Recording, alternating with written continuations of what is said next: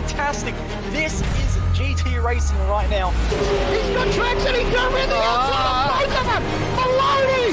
Oh, he's taken Anderson. Anderson's up top. Oh my God! Big crash. Oh my goodness, half the field's going to get rolled. Second very close. These guys are want to make their way through the field very quickly. This is it! This is over! I can't believe this! Oh my God! God, what?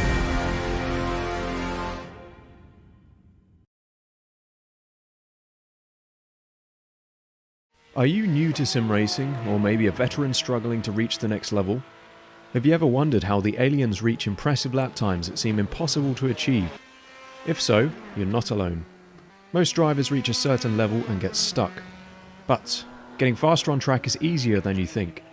VRS coaches are some of the best sim racers in the world and offer one-on-one driver skills training at affordable rates to help new drivers learn the basics and help experienced drivers break through to the next level.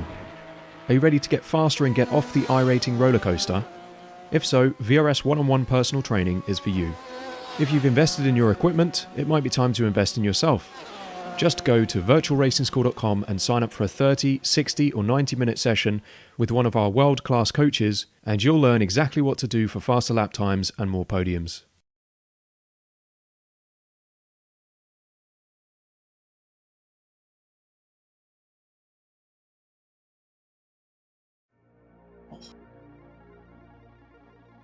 Welcome to SimSpeed TV, welcome to Club Day Masters on a Monday night here at Watkins Glen. Not any Watkins Glen, it's the classic layout with no bus stop, flat out Slipstream Fest for our two races ahead of us here tonight for Club Day Masters Round 6. Qualifying's happening right now.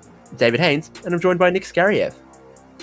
Yeah, how you doing there, Dave? Nice simple track for everyone here tonight, and yeah, you're exactly right there. There's really no slow sections at all.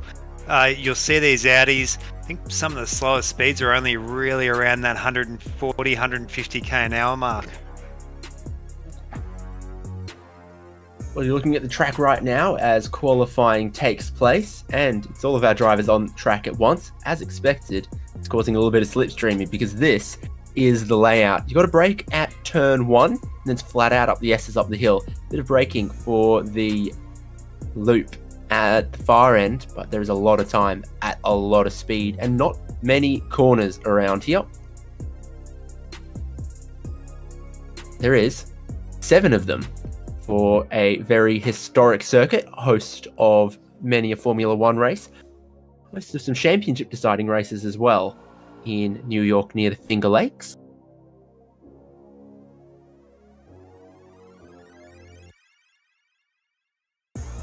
Yeah, that's right there. You could almost say those S's really make up only one corner on their own. You're exactly right there. Absolutely flat to the floor there. I think they're hitting around the 200 kilometer an hour mark. We'll just cut to some championship standings.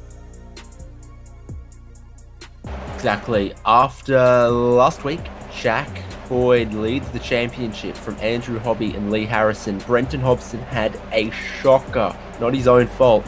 He's dropped back down into 4th. Mario Vartanian is just behind him, then Aaron Oliver, Ivan Vantagiato, Thomas Martin, Glenn Boyd, and Sam Lehman is our top 10 in the standings right now. But Jack Boyd starting to run away with this a little bit. Yeah, we're just actually having a look. Oh, sorry, there's just a bit of drama there off track as well. Ivan Vantagiato there facing the wrong way, so I think he's had quite a high-speed accident there. But yeah, you're exactly right there. The championship standings have really been turned on their head, especially seeing Brenton Hobson and I think Mario Vartanian as well shifted well down the order. So that's actually pushed Jack Boyd. Do remember not having such a great start to the season, but he's absolutely charging ahead at the front now. Qualifying is always a bit difficult in this kind of session, and as you can see, all of our drivers occupy about a quarter of the circuit. There's 24 drivers on track right now, and get out your fingers and your toes, and you can probably count all of them in these shots here. Everyone looking for a slipstream, but the nature of the beast is not everyone can get one. That might jumble up the pack a little bit through this qualifying. One of the Boyds leads the pack, and I can't for the life of me tell you which one it is.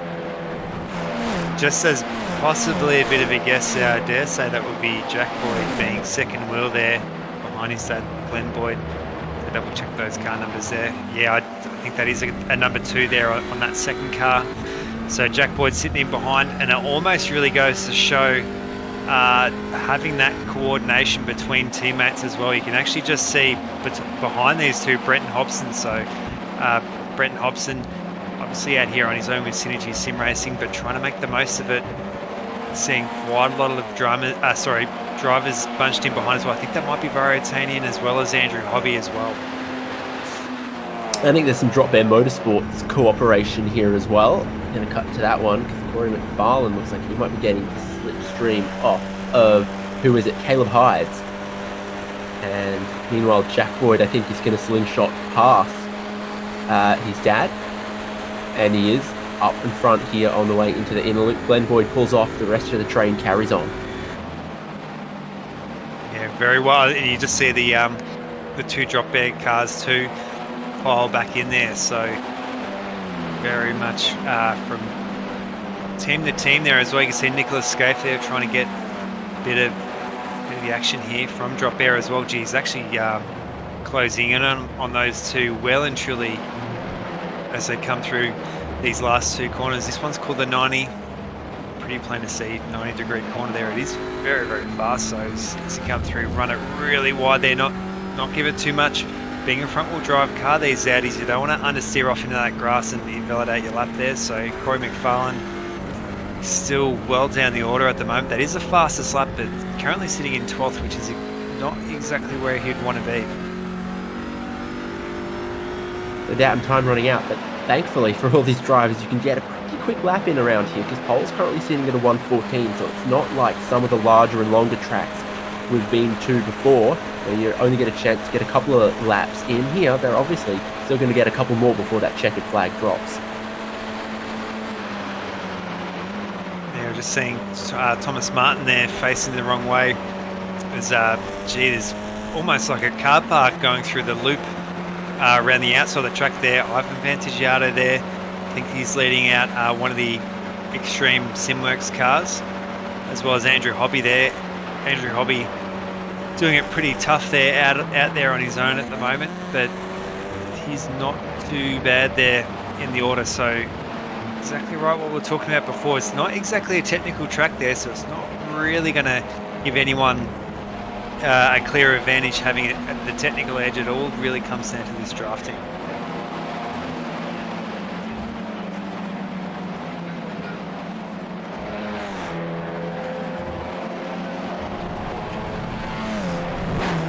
Just have a look there as well.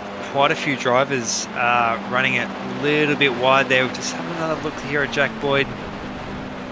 Currently sitting, that is Glen Boyd. A little bit further up on top. Thomas Martin as well. You can see very open there and no one in front of Jack Boyd there at the moment. So he's going to be pushing up a massive wall of air. Previous fastest lap there of 1:17.1. He was, I think it was almost 0.02 of a second there. Off the leader of Brenton Hobson. So Brenton Hobson doing it really well out there on his own at the moment.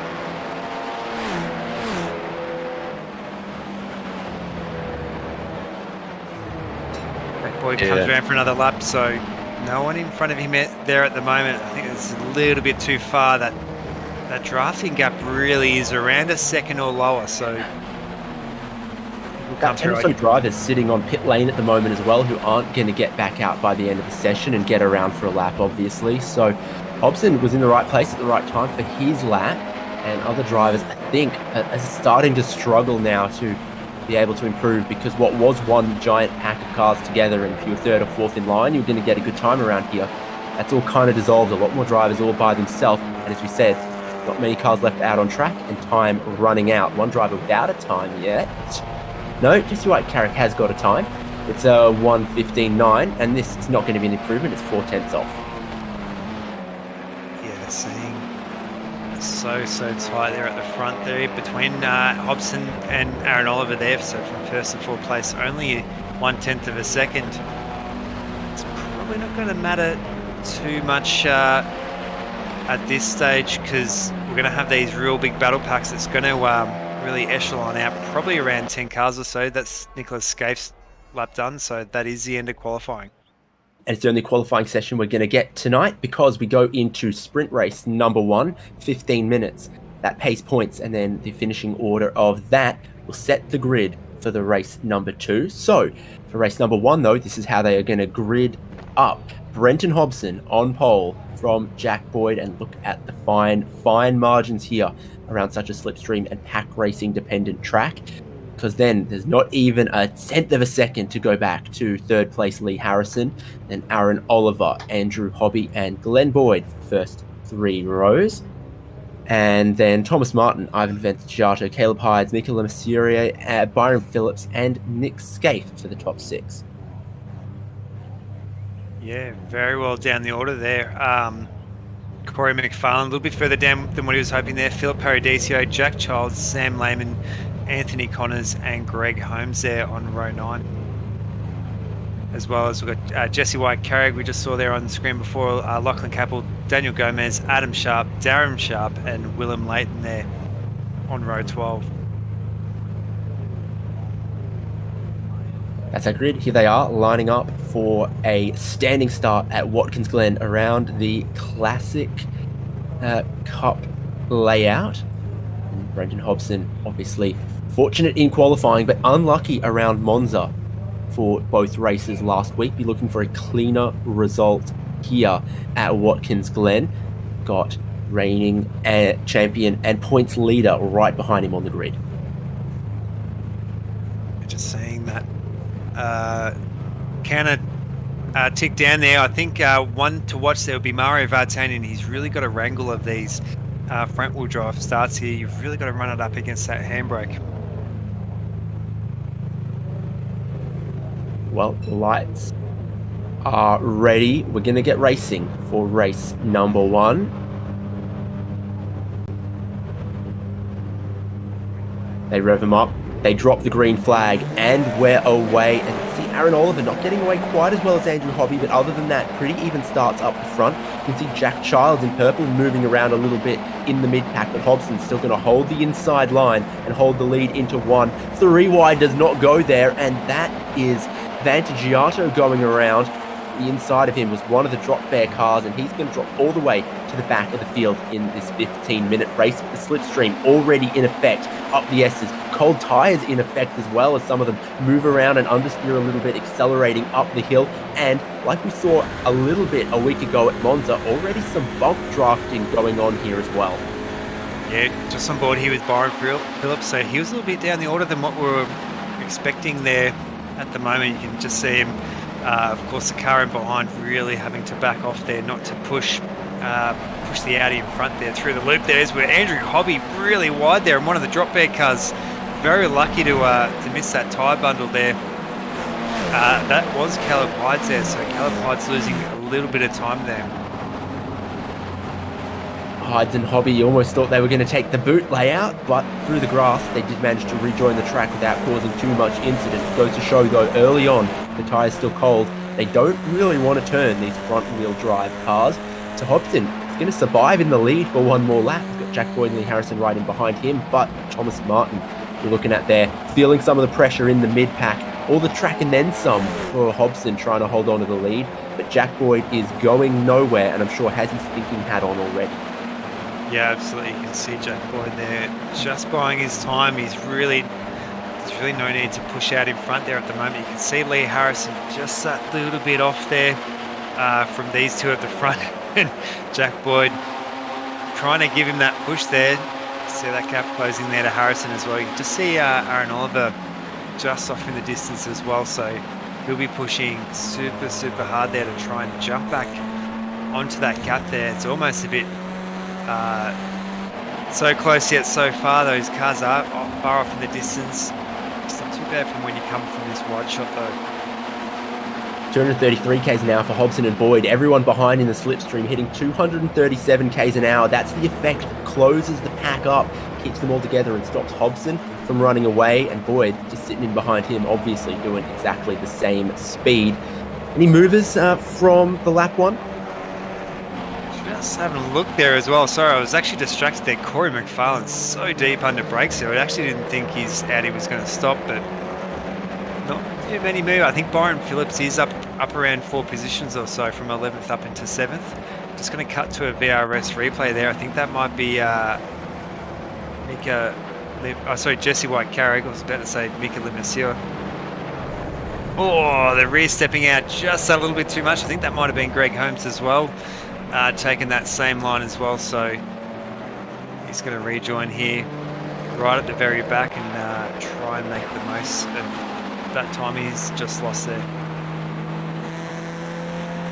Too wide behind here as Hobby's trying to get a spot away from Oliver. And Boyd and Byron Phillips sitting in behind there. So that could drive a bit of a wedge between our top 3 and the 4 cars behind, especially as Jack Boyd is going to push the leader along. And Harrison behind there as well.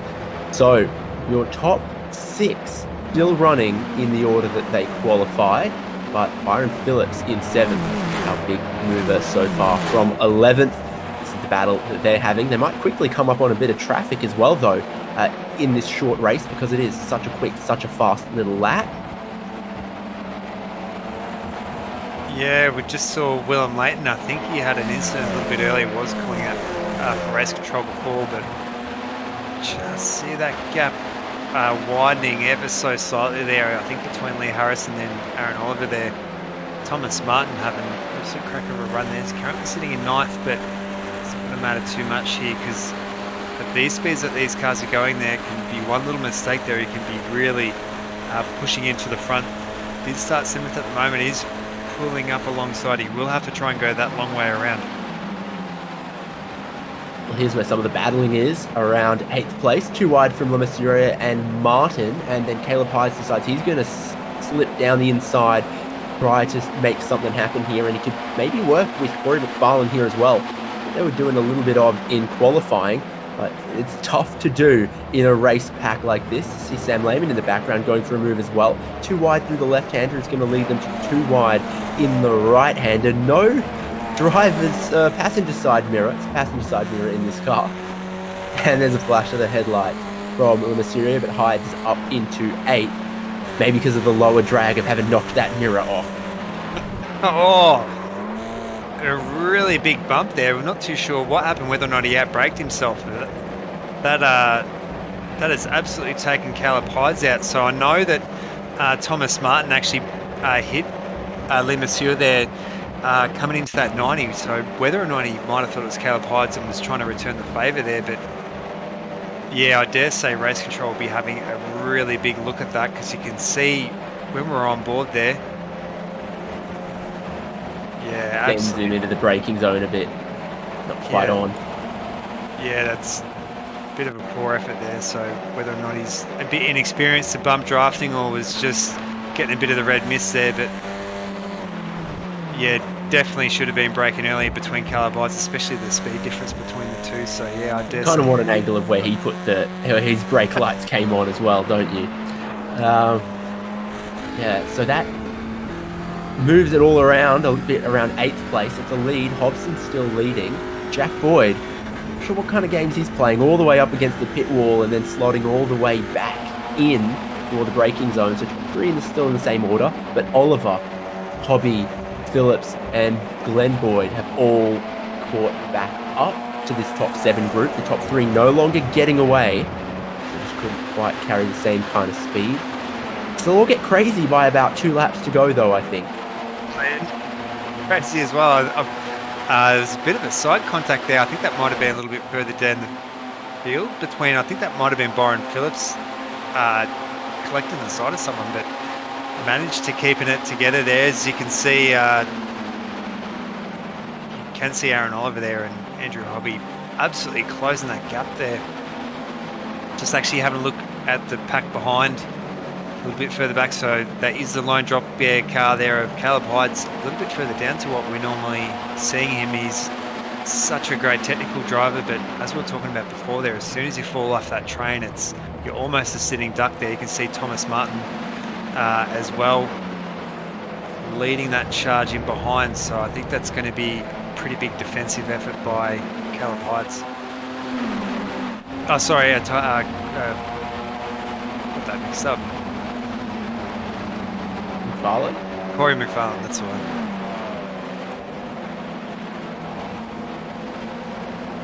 And see Mikel Assyria has been black flagged, and he's just going to park it and call that a race. You might even call that a night. I don't know. That's for his contact and his little send on Caleb Hides. Aaron Oliver's been trying to leapfrog up in the pack, but some behind him are also feeling a little hungry. Andrew Hobby, Byron Phillips, Glen Boyd. Oh, that Got to get to the inside for the banking at this corner, and he's being hung out wide in the carousel. was actually out of that shot that we actually didn't see there, but Byron Phillips there pretty much scraped the whole way up the inside. I think there of Andrew Hobby to take that spot there, so he's going to yield back into behind Aaron Oliver there at the moment, so they don't want to fight too much because that gap between their three and Lee Harrison just up ahead could actually widen out a little bit, so they're all probably going to push a little bit further there. You can see Lee Harrison wanting it wide there. I think Jack Boyd trying to break the draft, which definitely will not work. Brendan Hobson, against all odds, has led every lap so far, basically. Sam Lehman's looking to get down the inside of Thomas Martin. When you're in a pack like this, a little surprise move like that, then you can pick the slipstream off the next car and hopefully stay in front, but that's not going to happen because Lehman got in a little bit too hot. Now Thomas Martin will have the slipstream up the hill. He's going to want that back. Can they go too wide flat out up here? If they can't, they're making a big mistake. If they can, I think Thomas Martin's on the best line still, so he's going to hope he's got the momentum. They're battling too wide in front as well, which is going to give a slipstream to both of these guys. And then, well, another look through the carousel for Byron Phillips alongside Aaron Oliver. Two tough cookies battling over fourth right here. Almost gives it. That's exactly right there. Aaron Oliver there up the inside of Byron Phillips. I think Byron Phillips is going to hold that line through, so he's going to have the inside. Oh, and covers over the top there. And that is Aaron Oliver into the wall. Left and right, and he's on the racing line as well. So there is a bunch of cars coming around. Thankfully, he's further enough back. It's not going to down as well. Too much. Yeah, that car's not in a good way. The suspension is not good, and the front right tyre is flat as well, and that's going to be Aaron Oliver's race one done. 4 laps to go, 4.5 minutes on the clock, and this is set two tough cookies. Going to go side by side through the penultimate corner. We're going to get the off-board view of what led Aaron Oliver into the wall. Just a hit from behind from Hobby, and then another tap loosened him up and sent him towards the wall. So the two in front were going slow. Hobby's tried to pick a line, but he's grazed across the rear bumper and I think sent Oliver into the wall there. How lucky would you have to be Andrew Hobby there? Because I do believe there was actually a fair bit of contact as Aaron Oliver was spinning around there, but thankfully didn't unsettle him too much. I think he is a little bit further down from the group up ahead. We're actually with the group behind here, so they're going to be gaining a few positions there. Thomas Martin, that might be Jack Childs around the outside. Thomas Martin always seems to have a big wiggle through that corner, and that's actually just off camera there. Sam Lehman losing a few positions there off into the grass.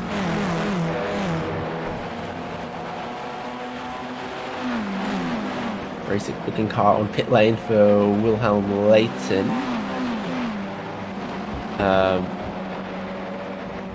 I don't even want to ask, but there you go. So still only 18 cars running now that haven't been through pit lane or been some kind of retirement. This is your top couple of cars.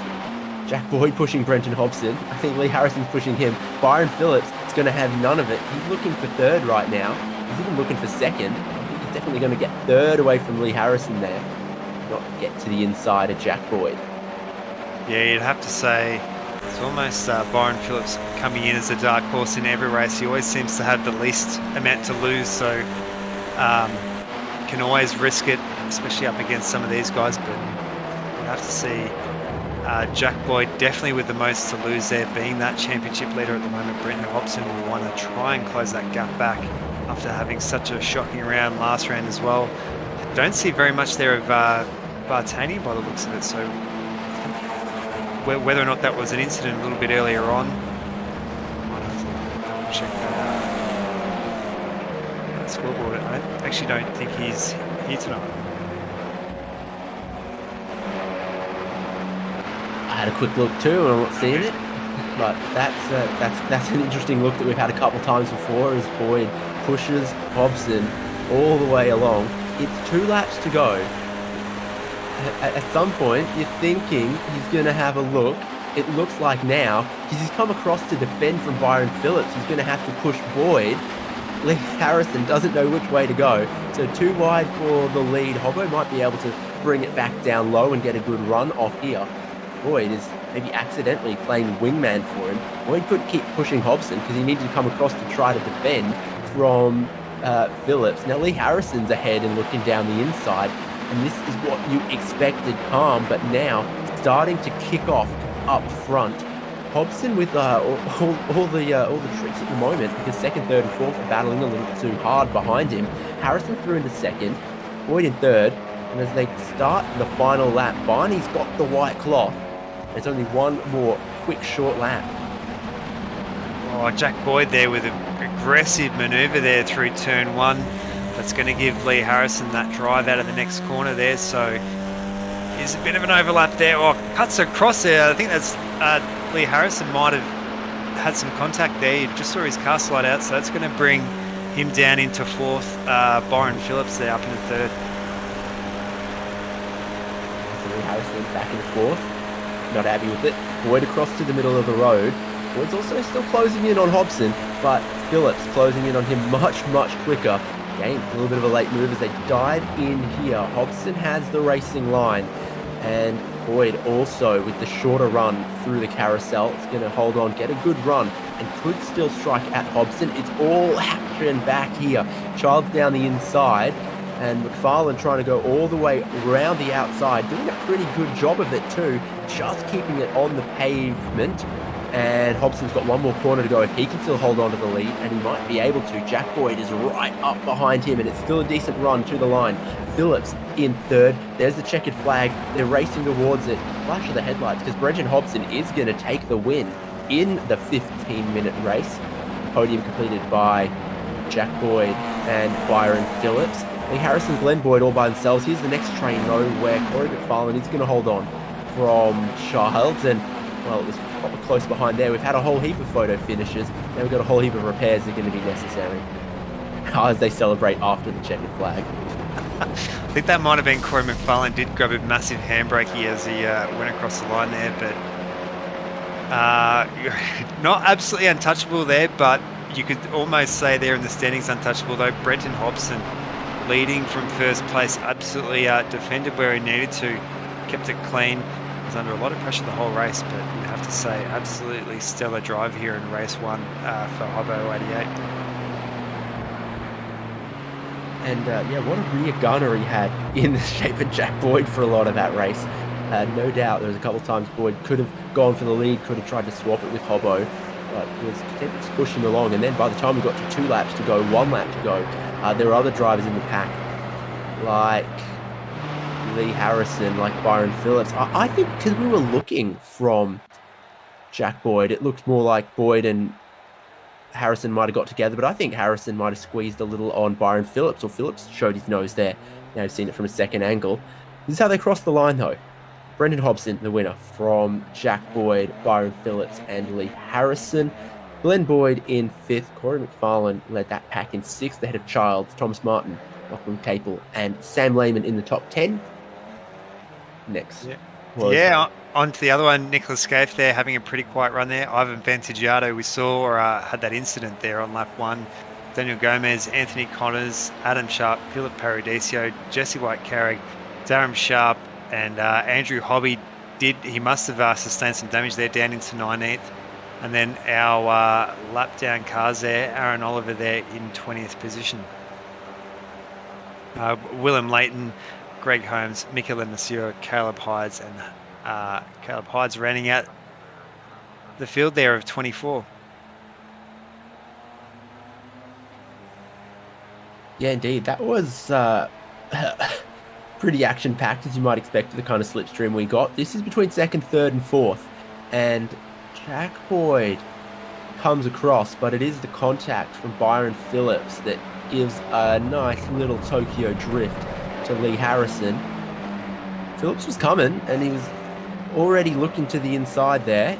There's a couple places that Lee Harrison needed to be checking. He was looking at Jack Boyd. He needed to be looking in his mirror as well, though, at Byron Phillips, I think. Yeah, a little bit unfortunate there, but saw such great pace from Lee Harrison there, so I think he'll be tipped to be one of the favourites in the feature coming up. I'll have to see as well, I think there might be a bit of an adjusted results table too, with some potential post-race penalties there, because as you were saying before, we did see quite a lot of action, a lot of panel rubbing, and a lot of broken mirrors as well.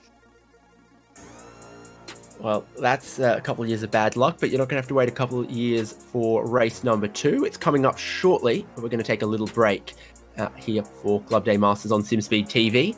Brought to you by Simots Race Simulators, Automotive Towing, Digital Marketing, Tribe Palmers, Extreme Air Conditioning, and now Global Logistics. They make Club Day Masters and this broadcast possible. This broadcast will continue in a minute with race number 2. Hey everyone, the USF 2000 is a blast to drive now, and here's your chance to learn it quickly. From my tutorial, VRS created a free bonus track guide for the Laguna Seca circuit, where you can learn exactly what I do in every corner to improve your lap times and get faster on track. You'll learn how to easily recognize brake markers, you'll find out which curves to attack and which ones to avoid, you'll know when to use the full track and when a sequence of corners requires a compromise, and you'll learn how hard to brake and when to lift. The VRS quick reference track maps are available free to download and delivered each week to your inbox. The entire Global MX-5 series is available, as well as bonus maps like this one and many more. So if you're a new racer, or a veteran, or just anyone who wants to learn how to get faster sooner, the VRS track guides are for you. Just hit the link or button on screen and get yours today.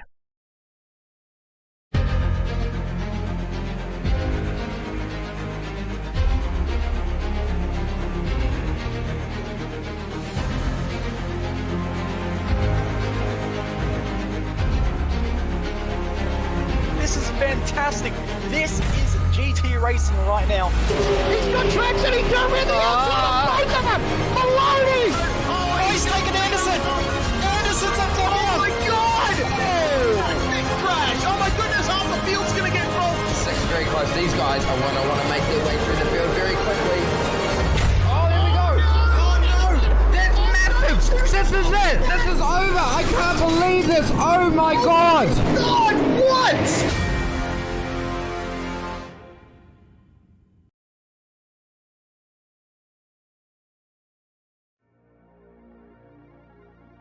Welcome back. Hope you're ready. We're ready. 30 seconds time before we get to race 2. And of course, it's not just the same format rehashed from race 1. It's 40 minutes, compulsory pit stop, chance of a safety car. What do we think that is going to change how they approach it in the kind of racing we see, Nick?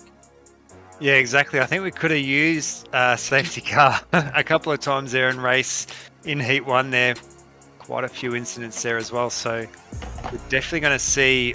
I think the actual pit strategy is going to be exacerbated by people, whether or not if it's worth jumping out of the train to take those tyres. Also that pit entry as well, very close to the racing line. So I think there's going to be action, absolutely action and plenty for 40 minutes. We'll take a look at the trees. It's a bit bloody breezy. 40 degrees from the west. That could definitely have an effect on the speeds and the slipstreaming. Let's keep an eye on that one. But of course, they are going to start race number 2 as they finished race number 1. That's great news for Brenton Hobson as he gets the clean sweep of pole position. Jack Boyd still in second. Byron Phillips has moved up into third. Lee Harrison starting from 4th. Glen Boyd from 5th. Corey McFarlane from 6th. We keep looking down, but it's not just who's starting at the top. It's some of the big names starting deep in the field. So Jack Childs, Thomas Martin, Lachlan Cable, Sam Lehman, Nicholas Scaife, and Ivan Vantagiato, I'm sure are all going to be pretty happy with their grid spots. Yeah, as well as Daniel Gomez, Anthony Connors, Adam Sharp, Phil Paradiso, Jesse White-Carrick, and Darren Sharp. On to the next page there. Andrew ones to watch will be Andrew Hobby, Aaron Oliver, Willem Leighton, Greg Holmes, Mikel Monsieur, and Caleb Hyde's bringing up the rear. So we're going to see some pretty quick, pretty big hitters there coming from the back of the field. Indeed, they've got time and strategy to do it, and big slipstreaming as well. So let's get underway for race number 2, and Corey McFarlane hasn't got away very well. Jack Childs and many others have swamped him up. Up front though, Brenton Hobson, clean getaway just like he had in race number 1. Jack Boyd immediately slots in, so will Lee Harrison and Byron Phillips, they might come to blows again through turn number 2. They won't, because Phillips is going to take third away and they'll all try to slot in single file. Behind Glen Boyd, well, not behind him anymore. Oh, Nick Scaife understeers into the wall. Someone else, Gomez, I think, understeers into the wall as well. Cold tyres is not the same as when they were hot at the end of race number 1. Yeah, and we're just seeing that gap. Oh, we're just seeing Ivan Vantagiata there, and I think Corey McFarlane hit each other right at the side there a couple of times. It's actually hung Vantagiata there quite out to dry. That's actually given Sam Lehman just that inside run as well. We're just seeing a few cars. Oh, and that's Lachlan Capel there. Very lucky not to bounce back into the middle of the track. He actually did recover that. He's going to have to come into the pits there pretty early on. He's got some pretty big damage there. You can just see on the front of that very tip of the hat mobile HDDT paint scheme he's got. And also in the wall on that one, Darren Sharp. So some real casualties. We've seen some drivers push wide, and some have hit the Armco, some have gone out across the grass and hit the tyres, and then another's gone through the gravel and into the wall. Who's carried on unharmed? Our top 4 in the same order that they launched on the grid. Launching across the third for Jack Childs, as he's got Vantagiato and McFarlane right behind him. Vantagiato a big mover early. Corey McFarlane with that poor start is down 3 spots, but Monsieur and Caleb Hyde are already both up 8 as they try to move forward through the grid. Hobson's still leading. Jack Boyd following the kind of strategy he had in race number 1, pushing the leader along. And Lee Harrison and Byron Phillips, I think, thought about stepping out of the draft there and decided they are just going to wait. Yeah, you'd have to say anyone other than Brenton Hobson there is going to want to sit in there and absolutely push that 40% fuel limit to the very edge there and try and pit at the very last moment, not to really break out of this train at the moment. Just seeing there, Andrew Hobby, just showing a nose there, pulling in behind Corey McFarlane. Corey McFarlane doing an excellent job of defending at the moment. He had Vantagiato there, I think, on the last lap, and under a lot of pressure there by Andrew Hobby now. Connor's in the background, skipping across the grass, but it doesn't seem like he's done any harm. And Willem Leighton for pit lane, not for pit lane, deciding not pit lane right in the background there. In the foreground here, so close as Hobby was down the inside, and Farland managed to swoop around the outside up through the S as they go, still building some tyre temperature. So probably a lot closer to flat out here than they were on turn 1. We saw some drivers pick up a lot of understeer and hit the Armco. It's expensive Armco around here. It's $600 a segment if you hit it and you need it replaced. Yeah, we've seen a few cars take their money's worth out of it at the moment there, but you can just see these 4 just all sitting behind, not really worth at the moment, trying to push forward and come around Hobson. So Hobson will be really in charge, I think, at least of this group of 4 when they're going to take that pit service too. Not forgetting, we could have that, and we did see it, I think it was in Silverstone actually, when the safety car came out, it really hurt Hobbo and a couple of others campaigns in that round. So maybe not wanting to stick it out too long. You'd have to say, if you're Brenton Hobson, maybe trying to put in a little bit early, pitting in a little bit early and trying to break this field up a little bit. Nick Scaife one pitting early. You can see he's missing a mirror and some of the fenders on the right-hand side. Philip Paradiso's in there. Wilhelm Leighton, after playing the domestic cat, let me in, no I'm staying out, no let me in, I'm staying out, is now in. And up front here, we nearly got a good look inside the cockpit and inside the car for Brenton Hobson, but Jack Boyd is still just pushing him along. When are these two going to pit? It would really help if you had a teammate to pit with, given how strong the slipstreaming has been. I worked it out. I looked at a compass. I think 40 kilometers an hour of a westerly is a tailwind on that back straight, but then a headwind off the carousel, unless I'm completely wrong. Yeah, I'm not too sure where my north is from my south, but I dare say actually William Leighton has come in for a penalty there from actually being that house cat of coming in, coming out. So you could say he's visiting the vet at the moment, coming into the pit. So he'll have to serve that penalty and come back out there. So a bit of a lesson learned there at the moment. Just see how quick they come through. Pretty much fifth gear with the pedal right to the floorboards as they come through such a fast corner there. Hard on the brakes. Something that we haven't really spoken about too much. You can see how wide they really run it there over that curb, so they don't receive a penalty as long as they don't hit that grass too hard. A little bit further up there, Lee Harrison as well, just showing a nose there as well. So whether or not he'll want to try and potentially getting a little bit impatient there and trying to come around. He is actually going to be up the inside there of Brent Hobson, who's going to be stuck, hung out there on the outside. I am an idiot. I was looking at the map wrong. A westerly is a headwind down the pit straight, so a crosswind on these two straights here as they go side by side. And Boyd needs to decide who's his best friend, who's he going to push along. And the answer is once again Brenton Hobson. So it was a good move from Harrison to get down the inside, but just not quite going to get rewarded. He looked like he was heading for the lead, but instead he's right back into third place. So he might be heading for the pit lane. And I wouldn't be surprised if some of them decide to do that, but our top four still staying out. Really would think that when that window opens that they think they can pit and get away with it, they're going to take it. Lehman is in from the background as well. I think that's a good move. Just seeing Jack Boyd again showing that nose, so whether or not he's just trying to get inside Harrison's head potentially there, and you'd have to say definitely the big advantage at the moment is to Byron Phillips at the back of this Ford like he was last time. So whether or not try and capitalises on any mistakes or even tries to come and pit in earlier, so almost a bit of a rehearsal from the lap previous. Jack Boyd right on the back there of Brenton Hobson, so no Lee Harrison up the inside of these two this time around.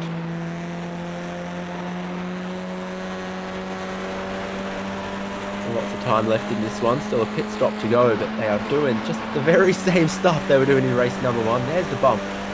Jack Boyd just pushes Brenton Hobson along, but he knows when to stop bumping him, not into the braking zone. So that's important in the eyes of the stewards.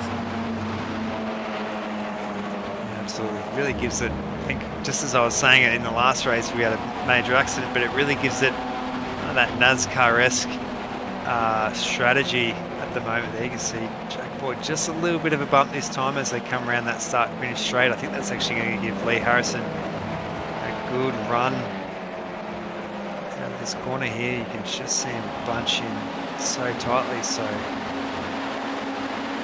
you don't really really want to bump draft around these big sweeping corners there at the moment. But yeah, I dare say Jack Boyd's might have done this once or twice before. Now Jack Boyd looking to the inside, but almost as much just to cover off Lee Harrison. Is he then going to roll out? Pardon me, that hiccup. He's then going to roll out and let Brenton Hobson hold on to the lead. It sent Harrison out a little bit wide though, but Byron Phillips can't get away from him. And all the while, good on Thomas Martin and Glen Boyd, because I think they're starting to catch our leading pack. Yeah, excellent work there by Thomas Martin to bridge that gap between these. So that's going to put a little bit of pressure there, even more pressure there on Brent Hobson. So everyone choosing to stay out, no one really even thinking about taking a pit here at the moment. Still have a fair bit of fuel left in the tank here at the moment, so it won't be too much pressure, but always that chance there of a safety car looming could really mess up this field's chances there. I just saw Ivan Vantagiata there. He has actually moved up quite well, but very wide there on that runoff as well. My favourite thing about your favourite livery back here is just how well all the sponsors have aged.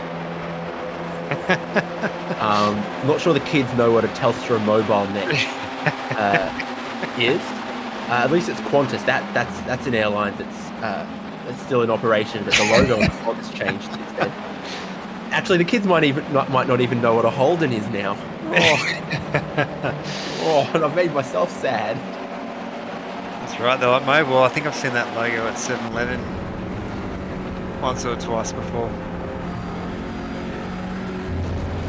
It is very, also Telstra with the payphones. Still a lot of payphones though, at least in Melbourne anyways, and it's always a sign of a small town. They usually have that Telstra payphone at a crossroads there. I got them in Brisbane with the Wi-Fi network things, and I think that's probably the greatest service they provide to the average Telstra customer. Adam Sharp also pitting. It's worth noting that of the drivers who've docked and done their compulsory tyre stop, Nick Scaife and Sam Lehman are locked together, and they have already cleared the stop. Well, they're not locked together because Sam Lehman's trying to get down the inside of Nick Scaife here. Gomez in front of them has already pitted, but I'm looking at that pit stop time, and that can only be for repairs, if not long enough to do the compulsory tyre change. Yeah, so it will be interesting to see where that overlap. You'd have to say these two probably losing a little bit of time to this train coming up, and you can see Thomas Martin has really closed that gap into Byron Phillips, so he should be right on the back. So just on board there, I think that's Corey McFarlane there on the back of Andrew Hobby. You see Corey getting a really good run out of the loop section there, so he's right on the back. Thankfully on the brakes just a little bit earlier than Hobby there, but doing a really good job of maintaining that gap. I dare say these two are going to be able to catch that pair in front potentially. Possible. There's Jack Boyd moving around a lot. What's he up to? Just the old usual tricks, because Hobson still leads. Harrison and Byron Phillips behind. And this little pack here. Hobby doing a bit of exploring. Corey McFarlane following suit, trying to keep in touch with Vantagiato and Jack Childs up the front of them. Aaron Oliver is on the lane. Look at that glorious amount of suspension travel you get on an Audi RS3 LMS. I don't know how on earth they find jacks that are able to do that with that much travel. Yeah, absolutely. So almost a bit of positive camber coming through. So just seeing up the road there, I think that might be the lap car of, I think that might be either Darren or Adam Sharp there. So we just see Jack Boyd slotting behind. So whether or not that's going to potentially push Hobbo into taking a pin entry a little bit earlier. As soon as they come around again. That is Lee Harrison though. So Lee Harrison choosing to head into the pits this time around. So he'll be the marker on how that undercut goes. He potentially, absolutely, if there's a safety car coming around, he'll be absolutely in the hot seat there. So a couple packs then, now just 5 cars for the lead. Then all of this going on here, led by Vantagiato. Hobby and McFarlane were able to catch. Doing a Sierra next in line here, trying to stay in the slipstream of Corey McFarlane. Caleb Hyde's just off the tail of this group as well, missing one of the headlights. Yeah, potentially that might have just been that little bit of a bump there on the front of that drop rare car, as you see Vantagiato there and Jack Childs there coming really, really close there. It's actually pushed Vantagiato there a little bit wide. He'll have to slot in there behind. 2 wheels well and truly on the grass there. Did not lose... didn't seem to really phase him at all there. You can just see Corey McFarlane trying to work out who he was going to stick behind there as well. Vantagiato absolutely muscling his way. You see the sad dog. Ear mirrors, a bit of a trademark there. So we're going to see a few more cars there. I think Andrew Hobby there, right in the back of. So, and there's also Brenton Hobson as well into the pits. You would be filthy if that gave you a speeding in pit lane penalty, but it is busy on pit lane, as you say. From the lead, Brenton Hobson is in. Jack Boyd has continued and not followed him in, so we've got to see where they all are compared to Lee Harrison. 24-second stop. You know, we needed that many decimal places for the pit stop time, but he's caught a lot of the grass through the penultimate corner. Those front tyres still warming up, so this isn't a blistering outlap. Still waiting on Hobbo. Is that a long stop for Hobbo? It's still going. Yeah, Thomas Now it's Martin. done. 5 seconds longer than it needed to be. What's going on there for Hobbo? Yeah, I think we might have seen that a little bit earlier on there, but that's Lee Harrison well and truly out in front, and Thomas Martin there with a massive gap there, and that is the safety car being thrown, the caution flag. It's a legal looking pit stop time from Thomas Martin as well, so he has had a ripping in-lap, jumped Hobbo, and jumped Lee Harrison. He's not going to be the leader when the safety car picks them all up, because the safety car is going to pick up Jack Boyd and Byron Phillips and Glenn Boyd and Jack Childs. If those guys pit with the safety car here, then Thomas Martin will go through to the lead of the race. And those who stayed out have been caught out. 22.8 is an absolute blinder of a pit stop, so not too sure.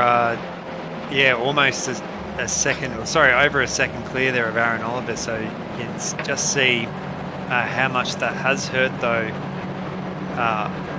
Brenton Hobson there with that 27.8 seconds, so yeah, this pit stop's absolutely throwing everything open. We're just seeing a few of the back markers come through there pretty quick there. Might not know there's a big run of cars there up ahead, so everyone pretty hard on the brakes. Look at those trees. That's what a 40km/h gust does.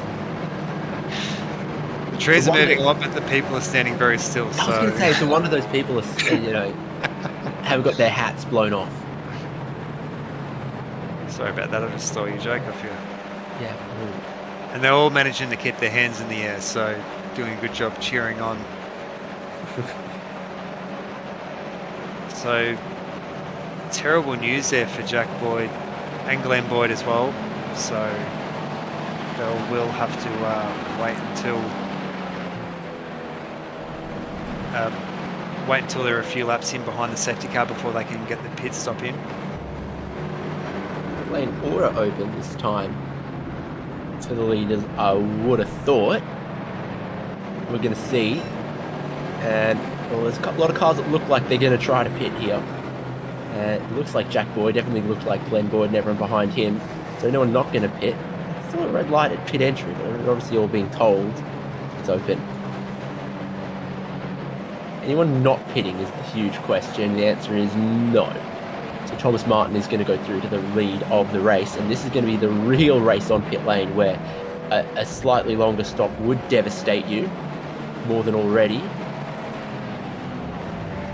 Actually saw, I think that might have been Corey McFarland, as well as I think that might have been, it wasn't Byron Phillips, it was the other car that shares a very similar. Actually saw a few cars overshoot their pit entry there and had to reverse back, so might not be caught there in the actual pit stop itself time, but their time in the lane a little bit extended. Well, what's going on for Jack Childs? Finally he goes. The car was down for a little while. And trying to work out who might have won or lost off pit lane. I think Glenn Boyd's jumped Byron Phillips. So now two Boyds are going to race along to try to catch the tail end. Jack Childs was just maybe 2 seconds slower than he needed, and Jesse White carried as well.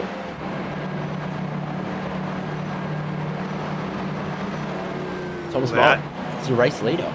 Yeah, they are going to come up on this group in front. Oh, there's an accident in the back as they've caught up to the safety car too quickly, and several drivers are involved there. One of the Boyds facing the wrong way. Phillips, there's huge damage on the car for Phillips. They've come barreling up towards the tail of the safety car train and caused an incident that's still going on. Yeah, I kind of caught it out. Caught it in a long shot there. We did see a lot of those cars there with brand new front tyres there, absolutely flying through the S's. Understanding that the that train there, which is about to start again, we are going to restart this lap. They were absolutely flying there, but you could see 200 kilometres into a pack of cars doing 60, and just an absolute really unfortunate mistake there. Very unfortunate there for Byron Phillips as well as Jack Boyd. Kind of really starts that they're all in line behind Glen Boyd there, but we are green. Thomas Martin is going to take us to the start of the race, and there's a whole heap of cars thinking about pit entry in the background as well. We got another spinner. No problems for the top 5 though. Thomas Martin leading Lee Harrison from Brendan Hobson, Vantagiato, and Daniel Gomez in 5th. I don't think has cleared his compulsory pit stop.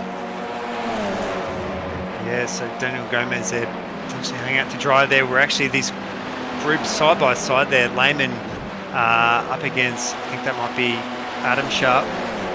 Adam Sharp up there with the inside. That he's going to give Nicholas Scaife the advantage as well. Nicholas Scaife there, with his boxed in, he really doesn't have anywhere to go there. I think that also might be one of the Boyds in behind, as well as one of the drop bear cars. So, Am I watching turn 1 at Hungary right there? Because we've seen one car get contact from the rear, slide sideways into 2 others, and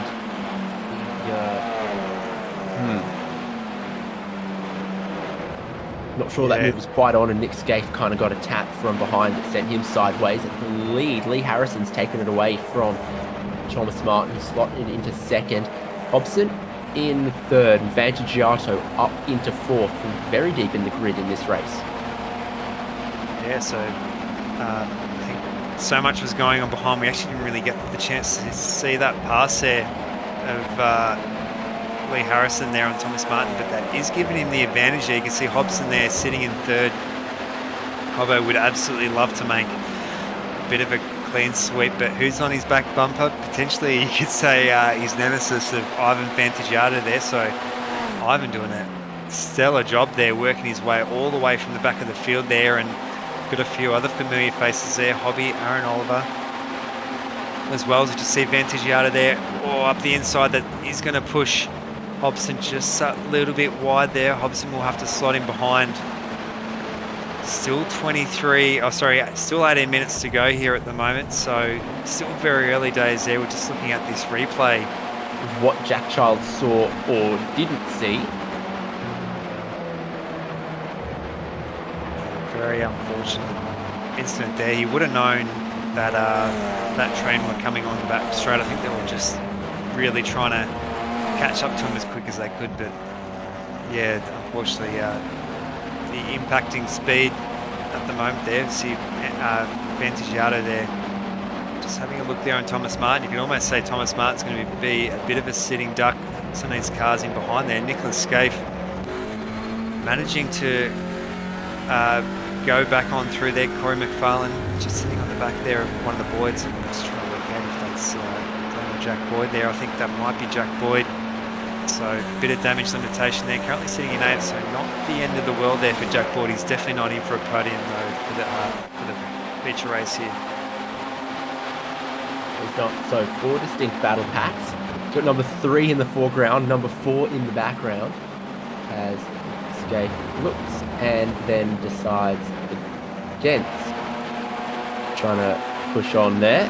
Here's the leaders though. Lee Harrison from Vantagiato, Thomas Martin and Brendan Hobson side by side. Martin's going to hold on to that one.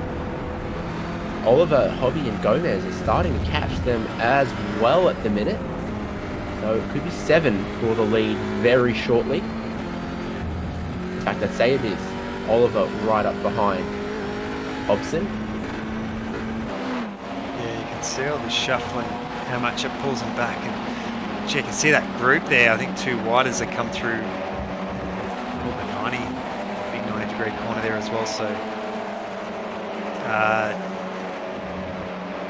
very strong there at the moment by Lee Harrison. You can see Hobson, and that's actually Thomas Martin there up in the 3rd now. So Hobson sitting in 4th. Want to try and buy his time a little bit. You know, he knows between Lee Harrison and Ivan Vantagiato are pretty aggressive there on their moves, so you definitely just want to sit back for the next 15 minutes. Yeah, still quite a long time to go in this, isn't it? Now we've had the safety car, which was quick on a small lap like this. We've had everyone clear their compulsory pit stops, bar Daniel Gomez and No, just Gomez. So then we're basically set up for just a repeat of race 1 to the end here. Yeah, so it is, everyone is pitted. It's all for position now. It's such a cool shot, that static shot. Lee Harrison leading the way. So the big scream of the 4-cylinder Audi TCR LMS car. Seen them fan out through turn 1. I was pushing a little bit too hard. You usually see right at the end of the race there, as well as the when the tyres start to pull off, they push right onto that outfield section. Yeah, track is very cold on this overcast and very windy day. With 18.9 on the track, should be very grippy conditions. Shouldn't be too much tyre wear, but they are using all of it the way they battle here. Vantaggiato trying to hold on to the lead. Lee Harrison tried to follow him through, and then it's box formation. Martin and Hobson still in 3rd and 4th. But Aaron Oliver and Andrew Hobby absolutely getting into this fight as well. Hobson's trying to get his nose down the inside of Martin for 3rd, and I think he will. Lee Harrison's going to take the lead away from Vantaggiato, so quite a bit of change up front. Lee Harrison back to the lead. Vantaggiato, Hobson, and Martin. Yeah, and the more and more these two at the front exchange these positions, it's going to really compress it quite a lot. So might even see a bit of a late attack from Aaron Oliver and Andrew Hobby. Hobby with plenty of space in behind, so we won't have to defend here at the moment. You see Thomas Martin just taking it out onto that grass a little bit more, so you'll see him just as they come out of the S's here. It's all flat to the floor. You can see that big shift light there up on the screen, so they're all going to fan out. We'll see who will pick what there. I think that might be Lee Harrison there with it. So some side-by-side contact. Harrison and Vantaggiato. Hobson's trying to push Lee Harrison into the lead. There was kind of 2 lines, super speedway style. Vantaggiato's got in pretty hot around the outside, trying to get it back, and he keeps it on the pavement around the outside there this time, but you can see still side by side for the lead. Brendan Hobson in 3rd, doesn't know which way to go. He almost has to just come across and cover Martin. If they keep this up, I reckon Jack Boyd, Daniel Gomez and Corey McFarlane might catch them, because they are battling pretty crazy for the fact there is still 11 laps left in this one. Defensive line into the final corner from Vantaggiato. Harrison goes over-under on that, and it's going to be too wide for the lead again. Everyone behind them can pick and choose what lane they want, because either way, they're going to get a slipstream. Yeah, you can see there Jack Boyd only 5/10 off this group now, so that's absolutely pulled him. A few of the other cars through on there as well. Lee Harrison running it really, really wide there. Vantaggiato getting in pretty tight there at the moment, so he's going to slot in behind. And Hobson, right, you can't actually see him in that shot there because he's so under that rear wing there of that Audi of Vantaggiato there, so that's going to be Hobson boxed in there. He's also going to be boxed in on the outside, and they're almost going to go 3 wide into the loop around the back there. Lee Harrison there and Hobbo almost a little bit hung out to dry. That's given Thomas Martin that inside line. He just had no space around the outside to go into, though. I thought Thomas Martin could have come through up into 2nd there or something. Everyone was really wide, and he was up against the curbing on the good line, but then ran out of places to go. Still side by side. They're still teammates, Vantaggiato and Lee Harrison. Hard to tell, but there comes Hobson for 3rd still. Aaron Oliver's looking for 4th, and he's going to be in the slipstream here as well. Thomas Martin hung out until Lee Harrison pulls out and gives him a slipstream as well. So they're going to keep battling side by side for the lead. It gives everyone behind a couple more choices of lane they can follow without also being hung out to dry. Yeah, you see Hobbo absolutely buying his time very much on the back there. there. Jack Boyd and Corey McFarlane are part of the pack now as well, because of the time they've been losing battling like this. Lee Harrison's fastest lap of the race, a 1:14.6. Lee Harrison's last lap of the race, a 1:16. Yeah, so it's under a second separating those top 8 positions. So you can just see this pack there almost running a little bit wide there. It seems that Lee Harrison actually favours that high line coming through there, and that's actually brought Aaron Oliver there shuffled Thomas Martin down in position. It's not going to matter too much there, but you can actually see, I think Jack Boyd's going to try and come around and slot in there as well. Oh, hard under brakes there. Thomas Martin, very lucky there not to take out Corey McFarlane. So and that's actually going to slot him all the way down the back there. I think he's going to put him there behind Andrew Hobby. Actually, all our digital spectators in the cold and the wind. You don't see him taking any cover from the grandstands. One, because they're dumb. Two, because they love this racing. Vantagiato in the lead. Hobson in second. And then Harrison. And Jack Boyd is up into fourth. He's been a master of picking and choosing his lane through this pack. Look at the next pack formed up with Aaron Oliver and McFarlane and Martin and Hobby here. Jack Boyd is going to have a monster run up the S's. He's going to slipstream off Lee Harrison. And Vantagiato is just middle of the road, leaning down towards the inside.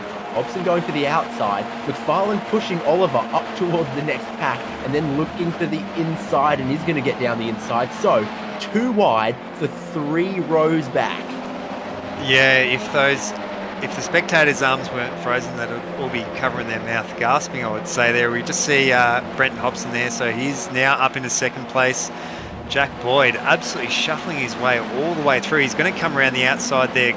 Great move there by Jack Boyd.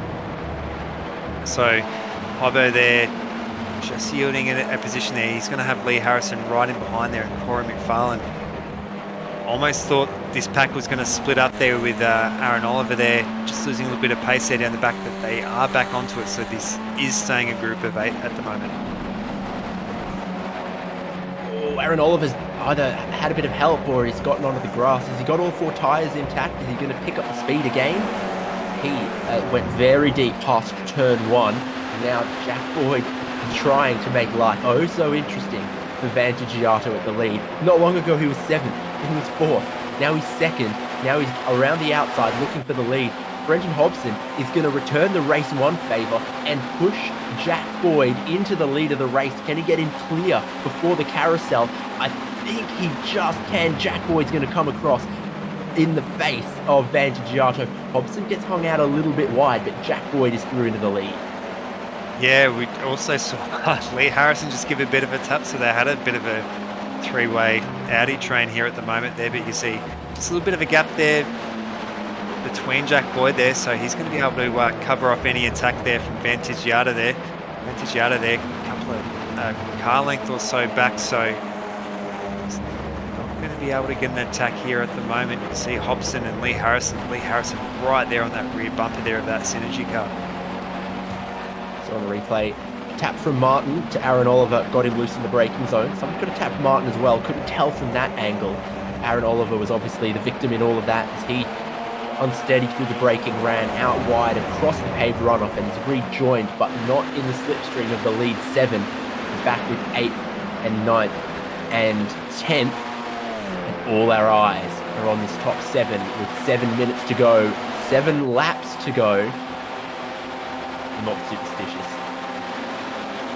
Could we even bring this group of 3 in behind? They are a little bit far back, so we'll just cut to a replay off the side there of, oh, that might have been some assistance there by Thomas Martin. Aaron Oliver there, very lucky to keep it off the wall. We have seen some incidents there a little bit earlier on there. We've just seen Jack Boyd. He's going to have possibly half a wheel length there over Vantagiato there. Vantagiato is not going to want to give it up too easy. He's keeping the boot in. Oh, it's going to have that inside line there on Jack Boyd.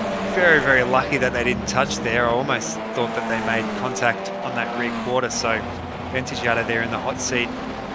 Try and make an attack there into turn 1. Hobson slots into that space as well there, which narrows the entry for Vantagiato, but it doesn't work out for Hobson. Everyone was so close to those tyres on the exit of the final corner. I think if you haven't scraped them a couple of times, you haven't raced here. Jack Boyd is racing here out front at the lead, and the whole pack is going to come back at him on this straight here. He defends all the way down the inside. Hobson and Lee Harrison changing lanes out of the slipstream of Vantagiato to push Jack Boyd through as well. Hobbo's going to try to get down the inside here as well. He's not going to be able to do it, and that is level as you like for the lead. Vantagiato's always made some good pace, just one car width up from the apex there, hasn't he? Yeah, absolutely. There we just saw both Corey McFarlane and Nicholas Scaife there. A little bit wide there onto the grass. Hasn't affected their exit too much there at the moment. Oh, someone did have a compromised exit there. Vantagiato there up the inside. They did, that is side contact there with Jack Boyd, but thankfully they're still managing to go on there. Jack Boyd actually getting a reasonably good run here on the start-finish straight. He's going to try and put a big attack around that outside. Vantagiato's going to have that inside line. Oh, both of them there off into the runoff. Bit of grass there by Jack Boyd, so these two are going to go side by side down that back straight. Brenton Hobson will need to pick his battles, pick his player on who he's going to give that push to. Yeah, he's got to choose his favourite child here, and the answer is Hobson is going to push Jack Boyd again. Lee Harrison briefly pushing Vantagiato. Jack Boyd slides across in front of Vantagiato real quick. This is super speedway stuff. Picking and choosing your lane. Jack Boyd and Brenton Hobson side by side for the lead. But Hobson doesn't have that speed through the carousel that Vantagiato is able to manage. But Jack Boyd's doing it again, changing lane, deciding who he's given slipstream to. Definitely Jack Boyd in the lead here. Hobson somehow able to hold that line down the inside. They're 3 wide behind there as well, and around the outside Lee Harrison has to lose out because Hobson and McFarlane get in front of him. It's going to be 3, maybe 4 laps to go. Hard to tell. It's oh so close, and it depends on the kind of pace they're doing. And they have been tripping over each other, slowing themselves up the front here. Daniel Gomez finally makes his pit stop to change those tyres. Hobby and McFarlane rub. We got a Hobbo and a Hobby in the top 7. That's right. We usually have a few Jacks and a few Boyds as well, but the Jack Boyd, all eyes are on there, is sitting at the front there. You can almost see they've actually fanned out ever so slightly there. Corey McFarlane is actually a little bit of a gap there between him and Vantagiato, so he'll need to work pretty hard there and close that up. But as you can see from all the battling, especially between these top 3 as well, they're going to slow themselves up just that little bit there as well. Lee Harrison there, right on the back there of Andrew Hobby, so he'll be giving him a little bit of a push there, try and close it up. So you can actually see it's getting more and more into almost a crescendo with everyone leaning on each other so hard. It's actually spread everyone out ever so slightly, but we'll see them all bunch up together in the next couple of minutes here. Yeah, Oliver and Scaife not quite able to work together to catch the leaders. It's saying 2 more laps to go now. If they'd been doing 1:14s, I reckon there would have been an extra lap on this race, but it will be 2 to go. They keep doing 1 minute 15. Jack Boyd at the lead. Brenton Hobson's worked back in a second. Vantagiato in 3rd, and then they have all strung out just a little bit more to McFarlane, Lee Harrison, Andrew Hobby, and Thomas Martin, who was our leader when we did the safety car restart.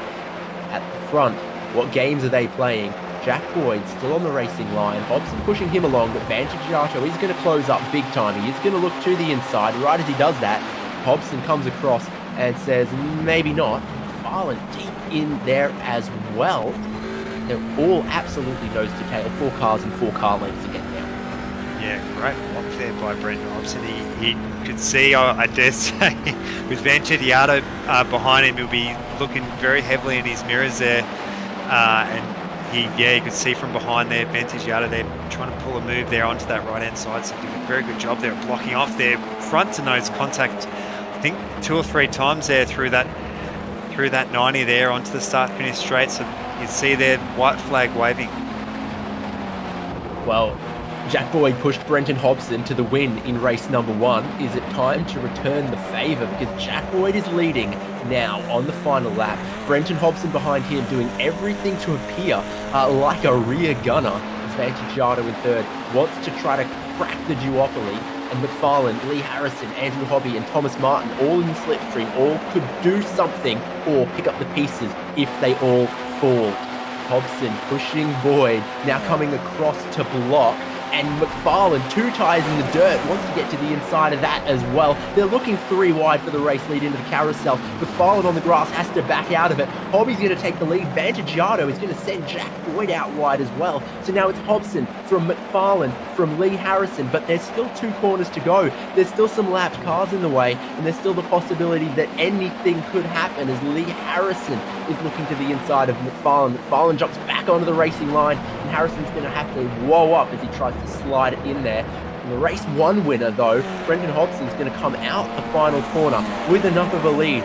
Surely he's going to clean sweep Watkins, Glen, and Brendan Hobson's going to get his championship back on track with another race win ahead of McFarlane and Lee Harrison. McFarlane rips another one of those handbrake skids on the pit lane, and Jack Boyd is going to come back after the checkered flag to give Ivan Vantagiato a piece of his mind.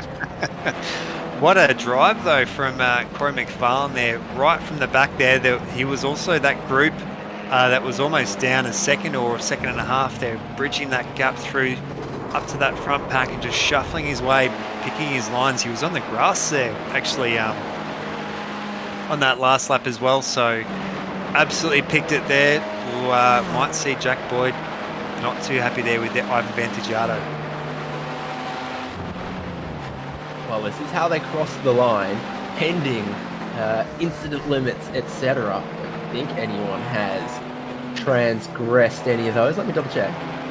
Yeah, lap 25, and we're all good. So, Brendan Hobson, the race winner from Corey McFarlane. I think was pretty damn pleased with that second place. He's still ripping the handbrake everywhere around the circuit. Lee Harrison on the podium from Andrew Hobby. Vantagiato in 5th, Thomas Martin in 6th. Jack Boyd in 7th after leading pack to the start of the final lap. Aaron Oliver in 8th, Nicholas Scaife in 9th, and Sam Lehman in 10th. You can see Adam Sharp there with a great race there with Sam Lehman. Greg Holmes doing really well up in the 12th place. Anthony Connors, Jesse White-Carrick, Glenn Boyd, Daniel Gomez, Willem Leighton, and then a lap cars down, Philip Paradisio, Lachlan Capel, and Mika Lemassieur. They're unfortunately retiring, as well as Darren Sharp, Caleb Hydes, Byron Phillips, and Jack Childs. Well, all action when you give these TCR cars a bit of a slipstream. And it is a slipstream fest here around a windy Watkins Glen on the Classic Cup layout, the short layout. Before we get to any of our driver interviews, let's have a look at this last lap, because they were looking for 4 wide into the carousel. It's Boyd, it's Hobbo moving across a little bit, it's McFarlane on the grass looking to get down the inside. He sensibly gets on the brakes a little early, but it's here, Jack Boyd around the outside. They were 3 wide there, but still Vantagiato off the track, not making the corner. You need another angle of that one. Everyone wanted to get as late on the brakes as they could into that carousel. The only one who made the corner was Brendan Hobson. Yeah, we'll just have another look here as well. So you can see Corey McFarlane going right off to the inside. Jack Boyd taking a really wide line there, but you can see, I think Vantagiato there braking way too late there. Any contact from McFarlane to Vantagiato though? I think everyone's rubbing on everyone. You know, it's hard to tell. Oh, yeah. You check initially. McFarlane wants to get down the inside, realizes there's no room there, gets on the brakes a little early. No, he doesn't really help Vantagiato at all once they're into the braking zone.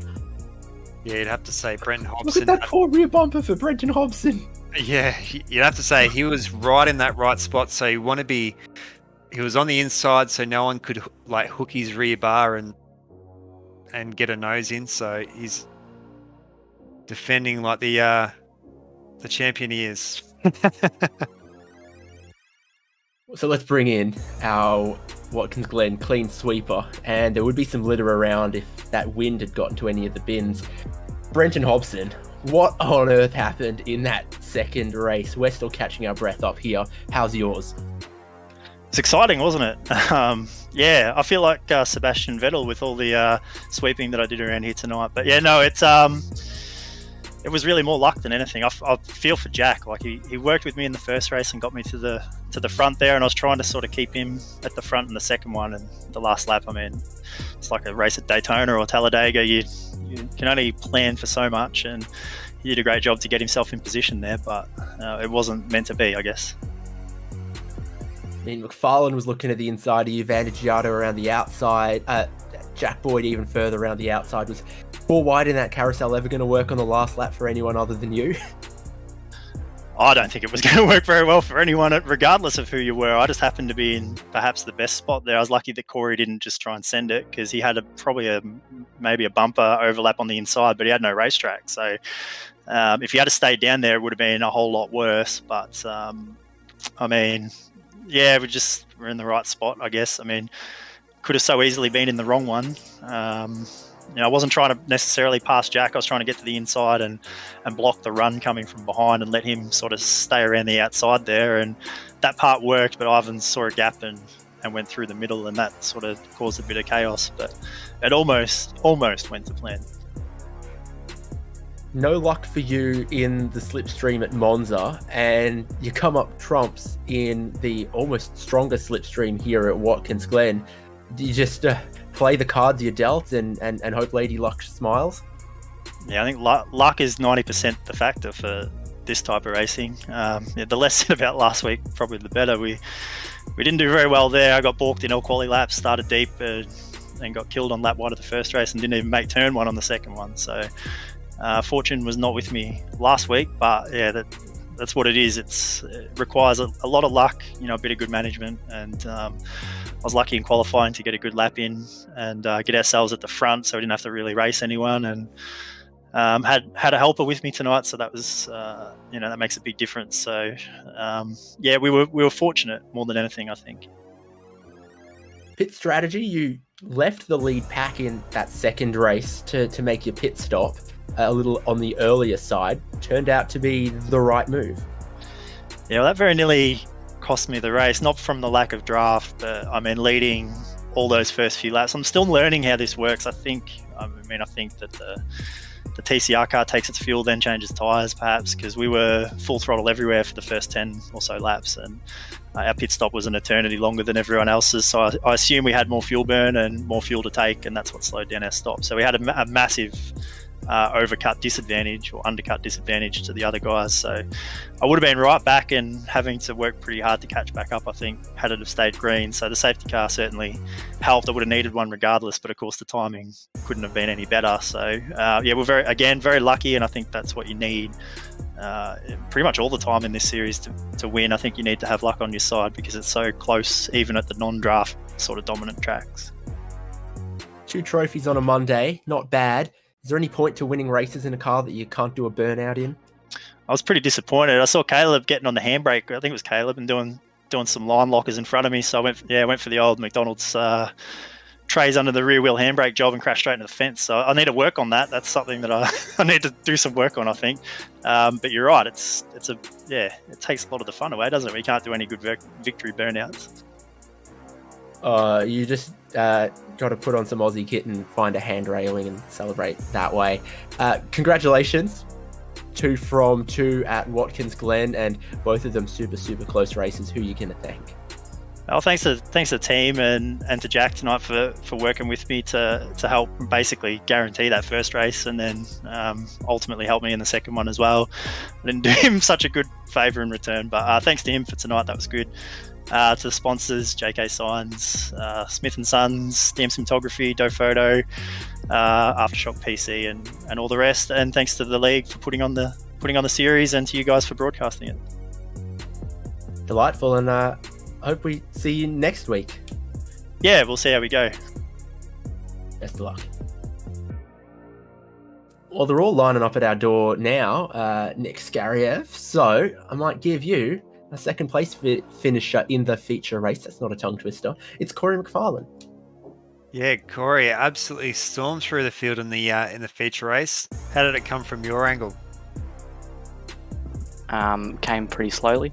Nothing. Seemed pretty boring, and then once you're in a pack by yourself, you just can't get to the next group. But got pretty lucky with it, and then just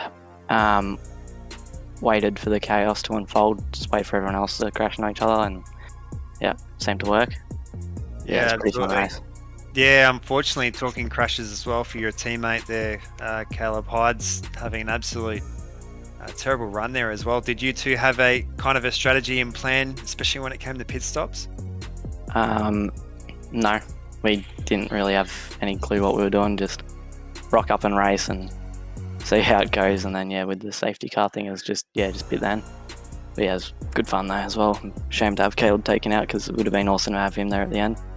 Yeah, absolutely. We were actually watching some of the tandem qualifying between you two. It definitely seems to be advantageous here, especially on these massive draft tracks there, to be able to work together and try and get yourselves up the order, because as you would have seen from your perspective as well, so many incidents and crashes and stuff. Also having a big look, is that something that you practice as well, maybe the handbrakies and the reverse doughies? No, that's just pull on the handbrake, see what happens. Just keep it full throttle. It's pretty easy, pretty chill. Comes natural. It's almost a bit like the Macca's car park there, maybe on a Saturday night. Anyways, any people you'd like to thank? Teammates, sponsors, friends? Thanks to you blokes for putting on the series and streaming it. Thanks to Drop Bear Motorsport, Nkosi, HRS, Sam Blacklock Media, RPM, Revolution Race Gear, and to my teammates Caleb and everyone else at Drop Bear. It's also good fun to just be in and chat with them all, having a bit of a laugh while racing. Yeah, perfect. Well, congratulations, Corey, on that really strong second place. I reckon we might even be able to see a win between now and the end of the season. I'll throw it back to Dave. From second in our feature race, we got one more, because standing by, Lee Harrison. And Lee, you were all over that lead pack right all throughout the second race. And tell us about, your work, your aim, and where you were looking. Was it the mirrors or was it forwards? Look, as soon as you're looking in the mirrors, you're setting yourself up for danger, aren't you? So the eyes were firmly forward, just doing what I could to make sure I bought myself a ticket to the last sort of few laps of the race. That was what you had to do at this track. It was bound for the draft. So yeah, just hung out there, tried to pit at a relatively safe time and get some work under my own belt. And yeah, we came out pretty well, second on the road, I think, and just went from there. Hobson's got a bit of damage on his rear bumper that I think was your doing. You're pushing him along a bit at times. Just a little bit of Morse code. I thought his paint job looked really, really cool, so I was just letting him know in Morse code that I wanted to get the address of his painter so I could drop my car there next week. I think I don't know, you might be looking for JK signs if I read correctly, but yeah, you got behind the shopping trolley there and moved it along. Obviously, this circuit here, it's only a couple of braking zones, only a couple of corners, and a lot of time, wide open throttle going up the hill. We hardly ever see slipstream packs like this, so different mentality here at Watkins, Glen. Yeah, look, you know that you're not going to get away from the pack unless something happens behind you. So you've sort of got to position yourself in the top 2 or 3 so that you know that if anything does kick off behind you, you're safe from that. And then you really just got to try and find out who your friends are and work with them. And thankfully, this track, this car, it's difficult combination, as easy as it seems, just sit in the draft or whatever. But when we start dicing like we were in race 2, it has the potential to kick off, really early on. So thankful that everyone sort of played smart and we hopefully made a good broadcast and it was pretty fun and hectic behind the wheel. So hopefully it was translated out there on the broadcast. Didn't make a boring one. That's absolutely certain. Who are you going to thank, Lee Harrison? Yeah, so definitely the guys at SimWorks Race Simulators definitely jumped on board and have helped us out a lot. So can't shout them guys out enough as well for our Tuesday night league. Automotive Towing, Digital Marketing Tribe, Palmer's Australia, they are on board again, and hopefully we're going to do some prizes with them with some more skincare goods later in the season. Get all those partners and girlfriends, wives, parents, whatever, looked after. Extreme Air Conditioning, now Global Logistics, and of course always like to thank you guys and my beautiful wife for giving up my evenings with her to let me, do my hobby and do something that I love. Without the support of all those people mentioned, leagues like this don't happen. Christmas isn't that far away. You can get something nice for mum. Yeah, look, some Palmer's skincare products. Love the coconutty butter smell of those Palmer's skincare products. So hopefully we get a nice little gift box in the mail, and that'll have mum sorted for Christmas. And I think my daughters love it as well. So look, Christmas presents might be on the list pretty soon. There you go. You've got it. You've got it all sorted. I guess best of luck if we see you next week. Oh, you'll definitely see me next week. Like, this league's ball to have a race in, and when we get a good bunch of people at the front like that, we've got Hobbo and Jack and Corey McFarlane and far out, man. The list goes on. That race was epic, and everyone was so well behaved at the front there. So can't thank everybody enough. And yeah, you guys will see me next week for sure. Delightful. And you are going to see us next week here on SimSpeed TV for Club Day Masters as we go to Interlagos, Brazil. Another interesting track for this kind of touring car action. That is next Monday night on SimSpeed. So make sure you're following us on our platforms, whether it be YouTube or Twitch or Facebook, so that you can catch next round of Club Day Masters, and also throughout the week and the weekend, all of the other broadcasts coming up. Too many to name. I've only got 10 fingers to count them on. So I've been David Haynes, been Nick Scarriev alongside me, and Jay Kennedy, the monkey pushing the buttons, and we will see you in a week's time.